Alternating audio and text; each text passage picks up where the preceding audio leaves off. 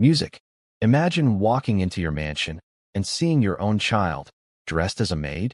What would you do if the person you trusted most was the one breaking her heart? A billionaire came home one evening, but what he saw made his heart stop. Right there in the middle of his mansion stood his 8-year-old daughter dressed in a maid's uniform, holding a mop, her tiny hands shaking. The child of a billionaire, treated like a servant. He froze, not because he couldn't believe his eyes, but because the woman he trusted most was standing right behind her, smiling. What happened next? Broke the internet. But wait, how did it even get to this point? Keep watching Storysphere, you won't believe the twist. Hello, welcome back.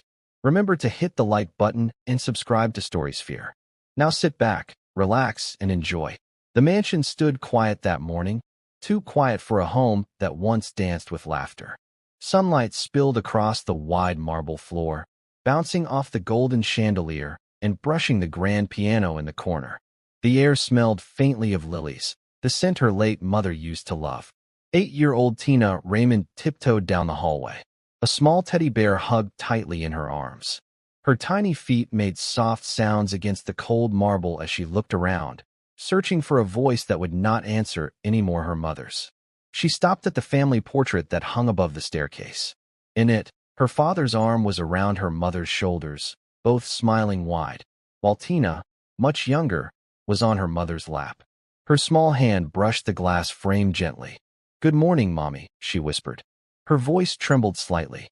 It had been 4 years since the accident that took her mother away. 4 years since the house stopped smelling like pancakes on Saturday mornings. And though her father, Mr. Raymond, tried to fill that space with toys, gifts, and hugs, nothing had truly healed the emptiness in her little heart. Downstairs, the sound of clinking heels echoed sharply. Clara, Mr. Raymond's new wife, tall, elegant, and always wearing perfume that made Tina sneeze, was already up. "Good morning, Ma," Tina said softly as she reached the dining area. Clara turned slowly, her lips curling into a faint smile that never reached her eyes. "You're awake early," she said, her voice smooth but edged with irritation. "Why are you wearing that dress?" Tina blinked and looked down at her white silk gown, the one her father had picked for her. "Daddy said I should wear it for breakfast." Clara's smile faltered. "Your father said?" "Yes, Ma. He said, it's pretty on me." Something flashed in Clara's eyes, not warmth, but jealousy. She sipped from her coffee cup and sat it down with a quiet clink. "Do you know how much that dress costs, Tina?" Tina shook her head timidly. "More than your school fees for a term." Clara folded her arms. "You're a child. You shouldn't be wearing silk. You should be learning how to behave." "But Daddy," Clara's voice sharpened. "Your daddy isn't here right now." She stood walking around the table, her heels clicking hard against the tiles. "He left me in charge, and that means you do as I say." Tina swallowed, her eyes growing glossy. Clara reached into a nearby drawer and pulled out a folded cloth, a faded gray maid's uniform. She threw it at the girl's feet. "From now on, you'll wear this during the day. The maids are short-staffed, and you're old enough to help." Tina froze, staring at the uniform on the floor. But I'm not a maid." Clara's lips curved. "Oh, aren't you? You live here, don't you? You eat food that others cook. Sleep in a bed others clean. That's what maids do." Tina bent slowly, picking up the uniform with trembling fingers. The fabric smelled like detergent and old wood. Her eyes stung, but she tried not to cry. "Go on," Clara said, her tone impatient. "Put it on and hurry before breakfast gets cold." Tina turned and walked upstairs, her steps heavier with each one. Inside her room, she closed the door quietly and sat on the bed, staring at her teddy bear. "I don't want to wear it," she whispered. "I want Mommy." The bear didn't answer. Moments later, she stood before the mirror, dressed in the oversized uniform. The sleeves were too long, the waist hung loose, and the collar itched her neck. She brushed a tear away and forced a weak smile at her reflection. "Daddy will come home soon," she whispered. "He'll fix it. He always fixes everything."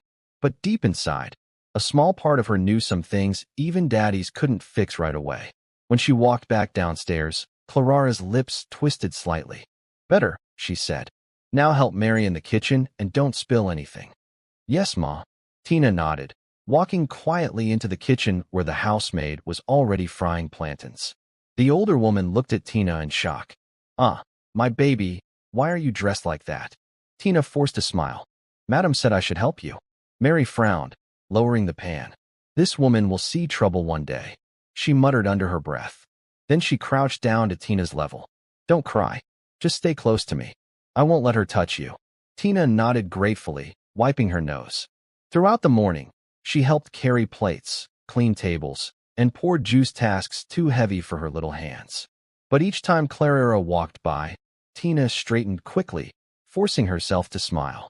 By noon, the little girl was exhausted. Her tiny feet ached, and her fingers were red from washing dishes. She sat outside by the garden, trying to rest when Clara's voice cut through the quiet. Tina. Tina jumped up. Yes, Ma. You left water on the floor in the kitchen. Clean it up. I'm sorry, Ma. I'll do it right now. Do it fast. Clara snapped. If you break another glass, you'll skip lunch. Tina ran off, her little slippers slapping against the marble. As she wiped the wet floor, she looked up at the family portrait again, her father's smiling face staring back at her. I miss you, Daddy, she whispered. That night, she sat at the window, watching the driveway.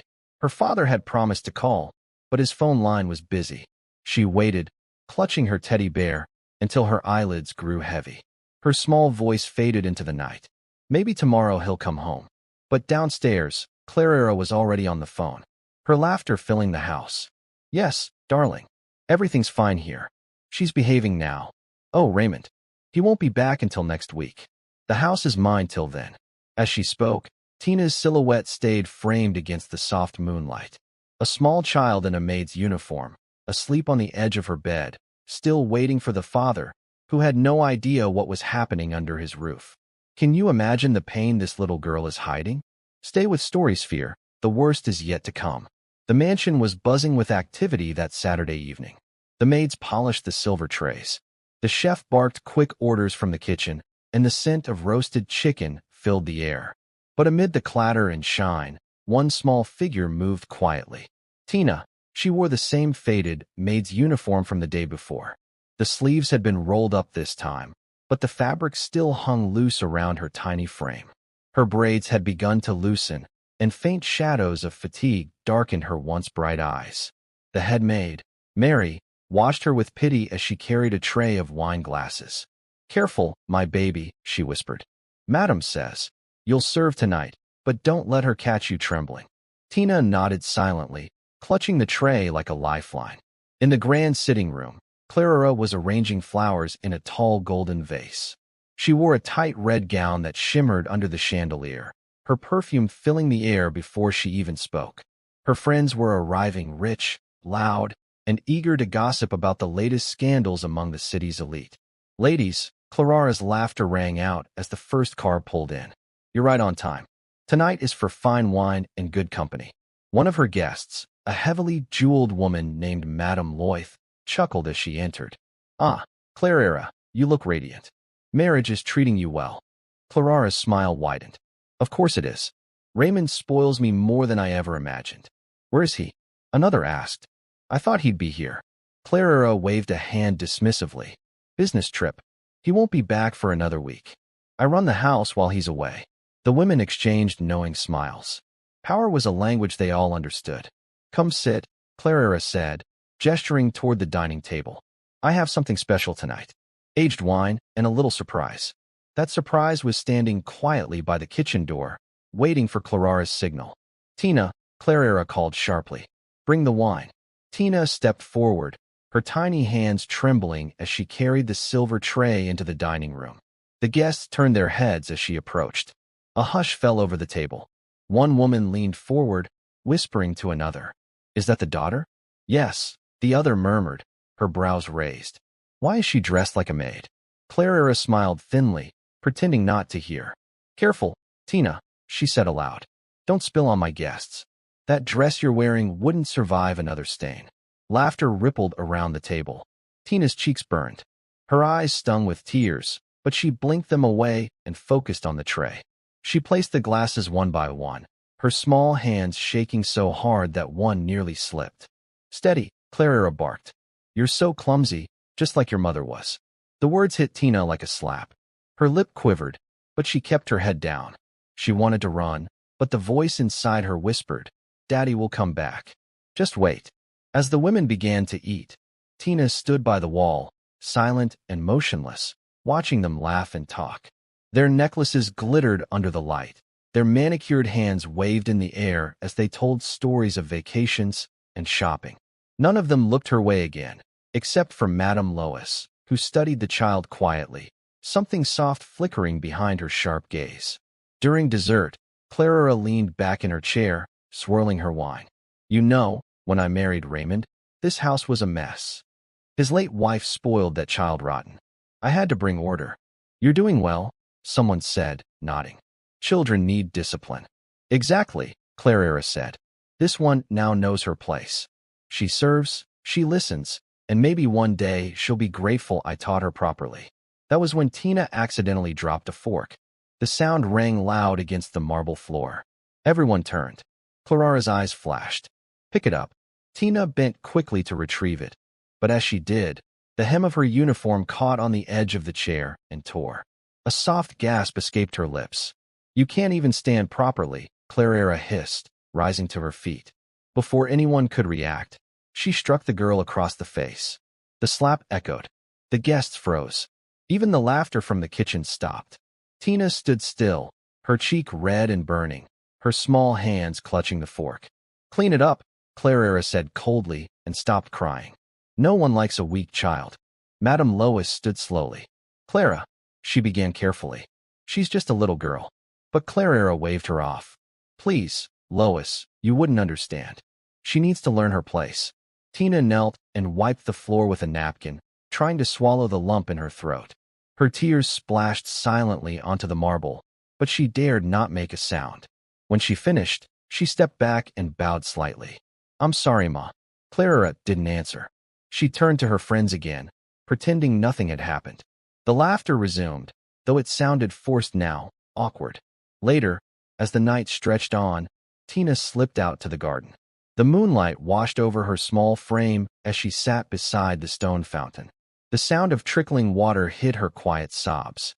Her cheek still stung where Clara had hit her. She dipped her hand into the fountain and touched the cool water to her face. "Daddy," she whispered, her voice breaking. "Please come home. I'm trying to be good. Please." Her teddy bear wasn't there to listen this time, just the wind. Inside the mansion, Clara poured another glass of wine, laughing loudly to mask the growing unease among her guests. But upstairs, in the dim corridor leading to the master bedroom, a faint red light blinked quietly, the small recording light of a hidden security camera. Every word, every slap, every tear, it had all been captured. Clara didn't know it yet, but the walls had seen everything, and soon someone else would, too. What if everything was being recorded? The truth is about to explode on Storysphere. The next morning broke quietly over the mansion, sunlight cutting across the velvet curtains like golden blades. The house was still, except for the faint sound of dishes clattering in the kitchen. Tina was up early again, her small hands already red from washing. The uniform she wore was damp from water splashes. The color faded even more than before. Her reflection in the stainless steel pot looked tired, a little girl who had learned to smile through tears. Mary, the head maid, watched from a distance, her heart heavy. "My child," she murmured. "If your papa knew, this woman no go sleep for this house." But Tina only shook her head. "Please don't tell her, she'll shout." Mary sighed deeply. "You too gentle. But one day, God fight for you." Down the hallway, Clara's voice rose sharply. "Tina, where's my breakfast?" Tina flinched and hurried to the dining area with a tray of eggs and toast. She placed it on the table, her little hands trembling. Clara didn't look up. She was busy scrolling through her phone, smiling to herself. "I'm going out later," she said. "Make sure the house is spotless before I return. And don't touch the TV again. You don't deserve to watch anything in this house." "Yes, Ma," Tina whispered. But before Clara could say more, the sound of a car engine roared outside. The tone of the tires against the driveway made Clara freeze. Slowly, her head lifted. "No," she muttered. "He wasn't supposed to be back till next week." Mary's eyes widened. "Madam, Ogbon come home." Clarara's phone nearly slipped from her hand. Her smile vanished, replaced by panic. Why didn't anyone call me? The front door opened, and Mr. Raymond stepped in tall, calm, his tailored suit crisp from travel. He dropped his suitcase by the door and looked around the house. Tina, he called. The little girl froze where she stood. She turned slowly, and the moment her eyes met his, her voice broke. Daddy! She ran, her tiny feet pattering across the marble, crashing into his arms with a force that made his briefcase tumble. He held her tightly, his hand instinctively running through her braids. My princess, he whispered. Why are you shaking? What's wrong? That was when he noticed the uniform. His expression shifted instantly from warmth to confusion, then to anger. Why are you dressed like this? Who made you wear this? Clara stepped forward, forcing a smile. Raymond, you're home early. Oh, it's nothing serious. She was just helping around. Helping? His voice deepened, echoing through the marble hall. You made my daughter a maid in her own home. Clara blinked, feigning innocence. No, of course not. You're misunderstanding, darling. I was teaching her discipline. Discipline? He cut in sharply by slapping her face, by making her serve guests like a servant. Her face drained of color. Raymond, who told you that? He stepped past her and pointed at the far corner of the ceiling, a small black camera with a blinking red light. She didn't need to tell me anything. Clara turned slowly, her lips parting as realization hit. You had cameras installed? Yes, he said coldly. For security, to protect my family, to protect her. His phone was already in his hand. With one tap, the footage began to play on the wide TV screen in the living room. Clara's laughter from the dinner party filled the room, loud and cruel. Then came the sound of her voice saying, She's just my husband's daughter. The video showed the slap, the mockery, the little girl cleaning wine off the floor as guests watched. The air went still. Tina covered her face with her hands trembling. Mary gasped softly, whispering a prayer under her breath. When the footage ended, silence hung heavy, the kind that breaks hearts before words do. Mr. Raymond turned toward Clara slowly. His voice was calm, but his eyes burned. I trusted you. I gave you everything. And this is how you repay me. By humiliating my child. Raymond, please. She began, her voice cracking. He raised his hand slightly. Don't call my name like you love me. If you ever loved this family, you would have protected her. She took a step forward, tears spilling down her cheeks. I made mistakes, but I did it for her own good. For her good, his voice thundered. You broke her spirit. You made an 8-year-old feel like a burden in her own father's house. Tina clung to his leg, crying softly. Daddy, please don't shout. I don't want anyone to fight. He knelt immediately, his tone softening as he took her face gently in his hands. You don't have to be scared anymore, my angel. No one will ever touch you again. Then he stood and faced Clara one last time. Pack your things. You're leaving today. Raymond, please. I love you, she begged, her voice trembling. Don't do this to me. You can't throw me out. He shook his head slowly. Love doesn't hurt children, Clara. Love protects them. She tried to reach for him, but he turned away, lifting his daughter into his arms. The finality in his silence told her everything. As she walked out moments later, dragging her suitcase through the hallway, Clara paused and looked back at the home she'd once ruled, now empty for her. The sound of Tina's laughter faintly echoed from upstairs, and for the first time, Clara realized she had lost something that no money could buy: genuine love. Inside the living room, Mr. Raymond sat with Tina on his lap. He gently wiped her tears with his thumb. I'm sorry, baby, he whispered. Daddy should have been here. Tina sniffled and looked up at him. Are you going to leave again? He smiled faintly. Not for a while. You and I have too many pancakes to make up for. She giggled softly, her small fingers clutching his shirt. The rain began to fall outside, soft and slow, washing the dust off the driveway. Mary peeked in quietly. Sir, do you need anything? Yes, he said, smiling for the first time in months. Take that uniform and burn it. My daughter wears silk, not sorrow. Mary nodded, wiping her own eyes. Tina turned her face toward her father, resting her head on his shoulder. Daddy, she whispered sleepily. Yes, my princess. Do you think Mommy can see us? His voice caught in his throat. I think she's smiling right now, he said softly. Because her little girl is safe again. The lights dimmed as the rain grew heavier, tapping gently against the windows. And for the first time since her mother's death, Tina fell asleep in her father's arms. Not scared, not lonely, but surrounded by the kind of love that could never be faked. And downstairs in the quiet hallway, the family portrait gleamed faintly under the chandelier. The mother's smile still frozen in time, but the home finally whole again. If this story touched your heart, please like, subscribe to Storysphere, and turn on notifications so you don't miss our next emotional story that's even more powerful than this one. Music.